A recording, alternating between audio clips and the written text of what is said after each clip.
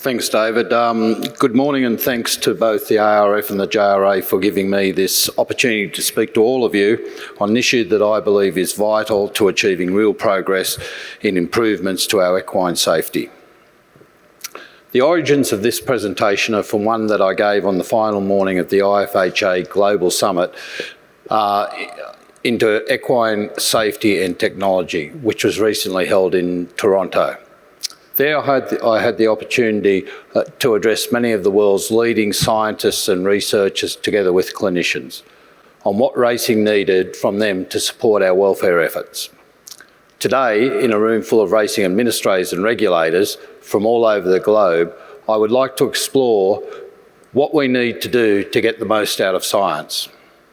The summit was fascinating and eye-opening, and I would like to think it was just the beginning of demonstrating how collaborative discussions between racing and science can progress highly complex work on key welfare issues such as fractures and sudden death into measurable outcomes.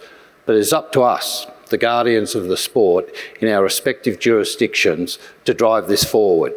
We cannot expect science to take the lead for us.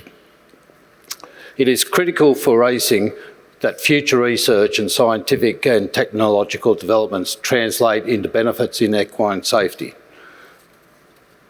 Because without that, we will struggle to enhance our public dialogue to enable us to improve the wider community perception of our sport. And as an industry, we will forever be on the defensive when it comes to our social acceptability and long-term sustainability.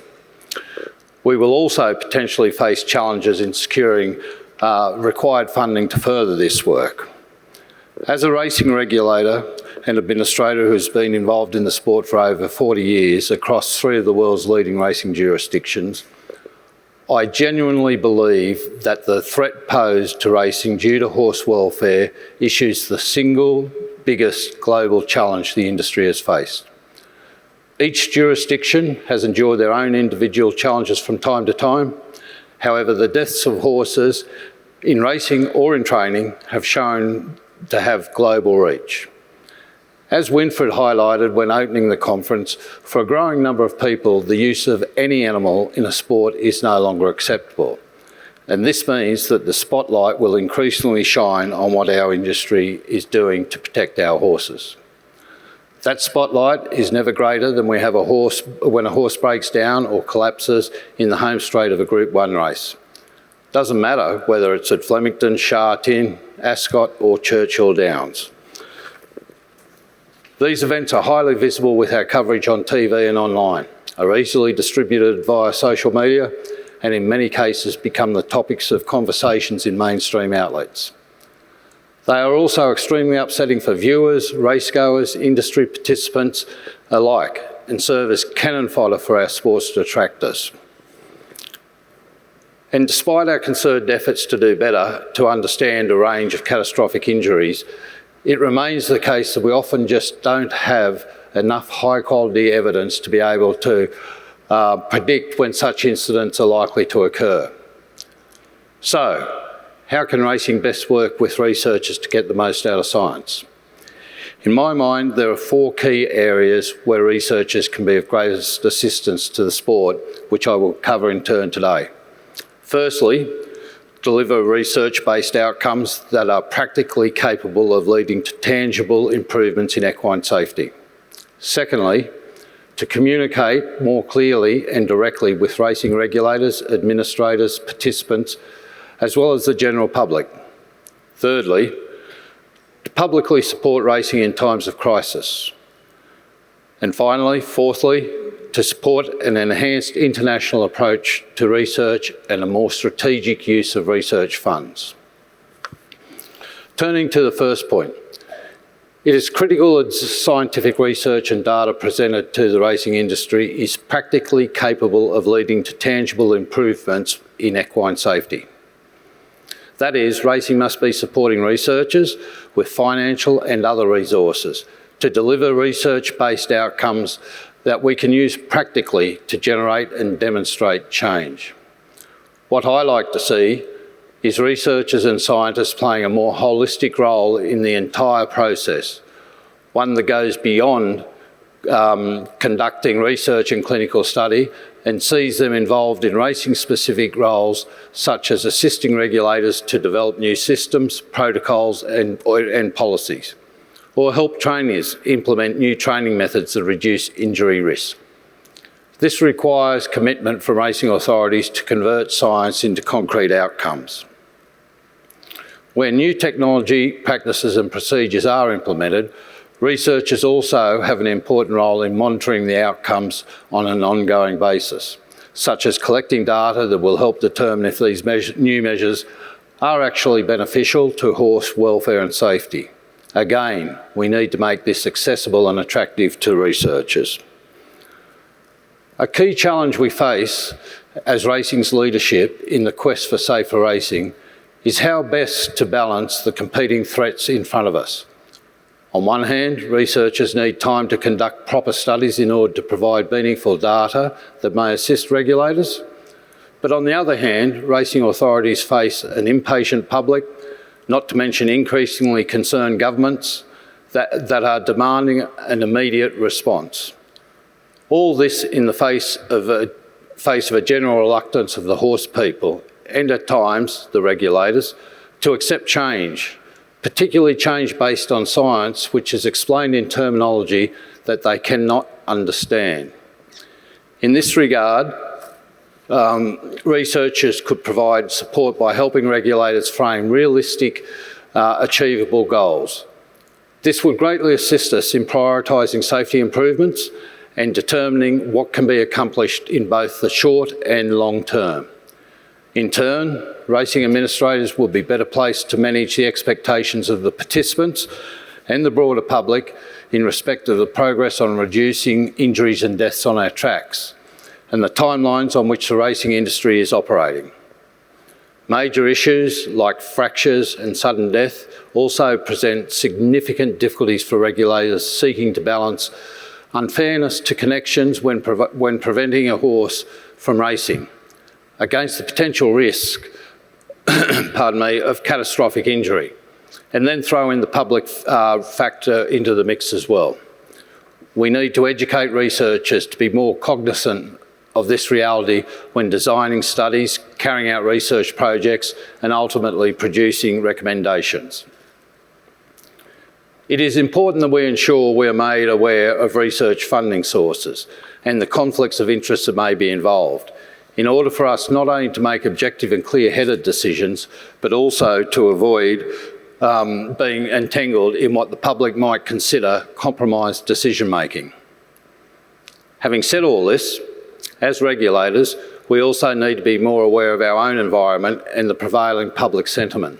We should stand back when reviewing information, evidence and advice in support of new therapies or screening technologies and consider the big picture, especially in the broader context of social acceptability of the industry.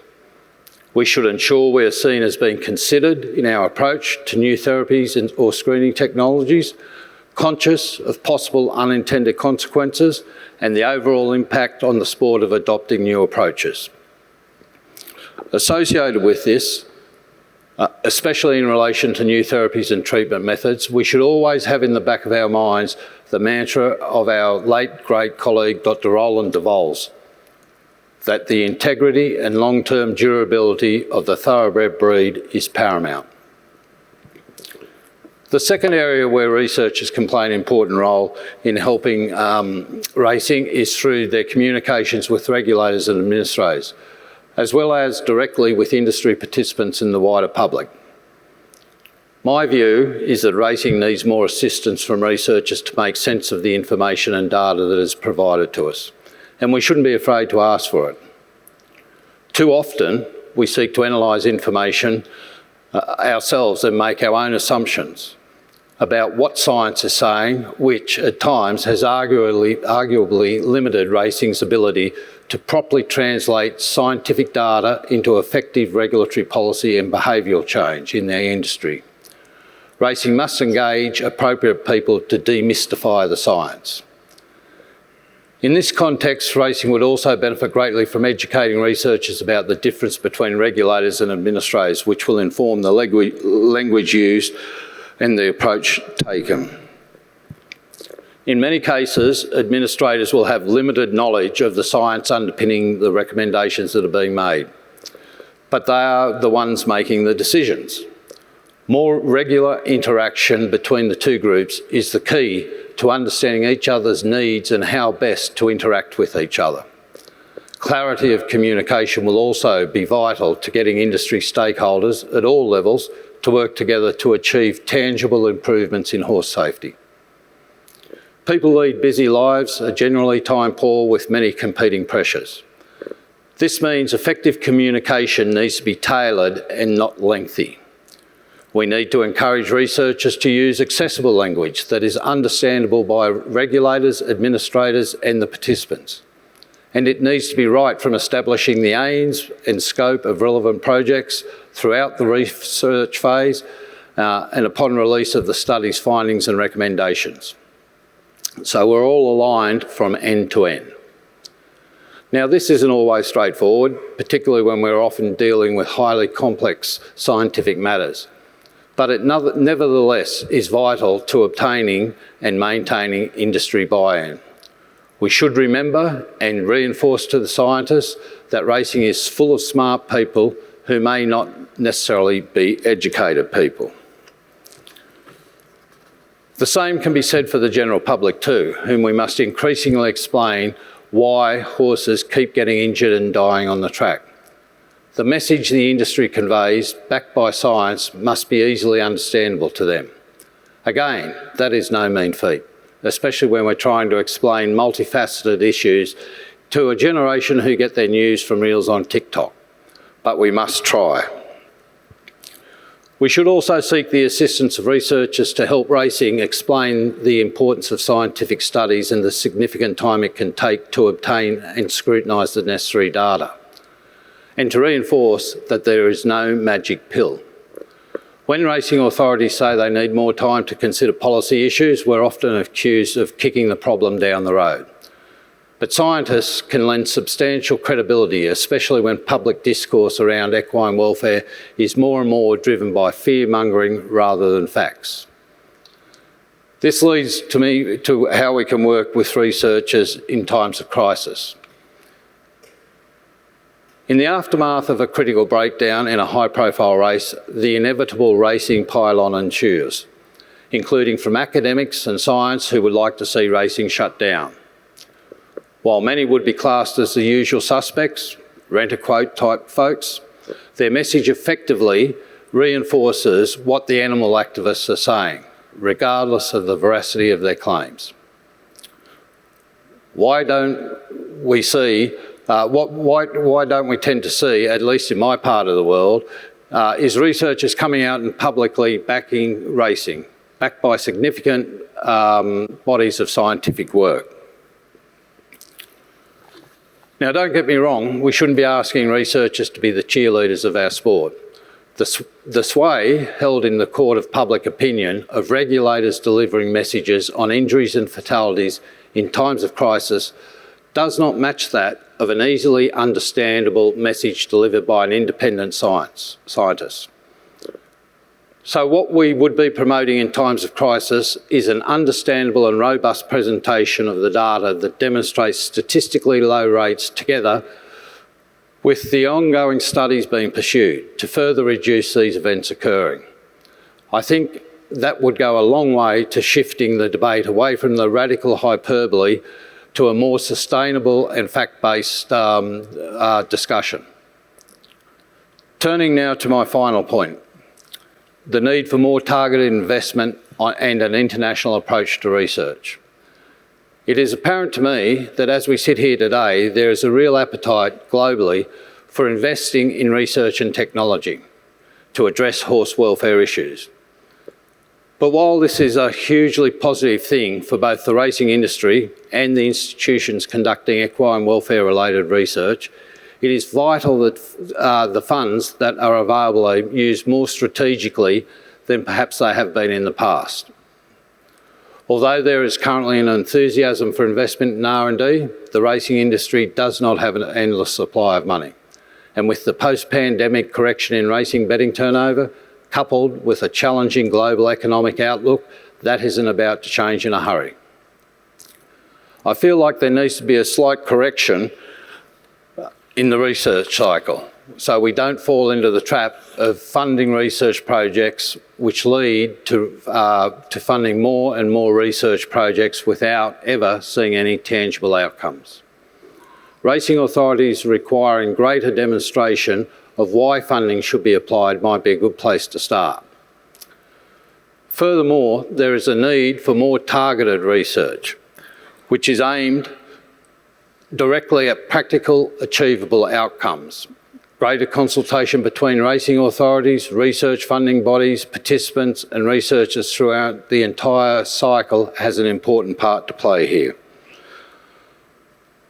And by developing stronger relationships between racing and science, we will be better placed to understand the workings of research and institutions, their objectives, their demands, their funding cycles, thereby improving our interaction on research projects. Racing would benefit hugely from a more international approach to research studies on welfare issues that impact us all.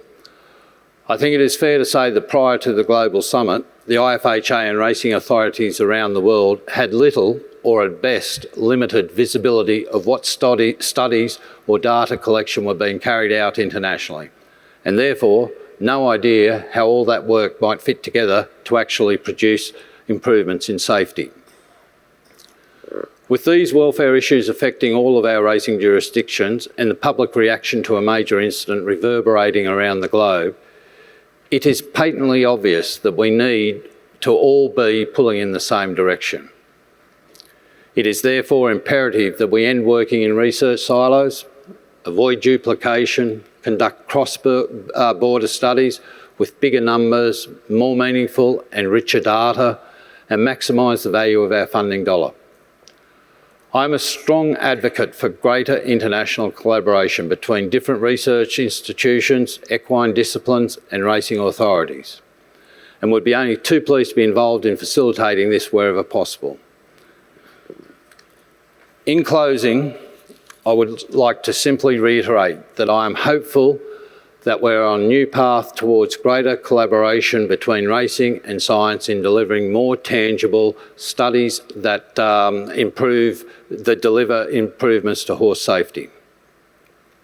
Through more targeted studies and an international approach to research, the development of practically achievable safety outcomes and clearer communications with stakeholders, I'm confident that we can work more effectively with research to help racing change for the better, and with it, enhance the public perception of our sport. Thank you.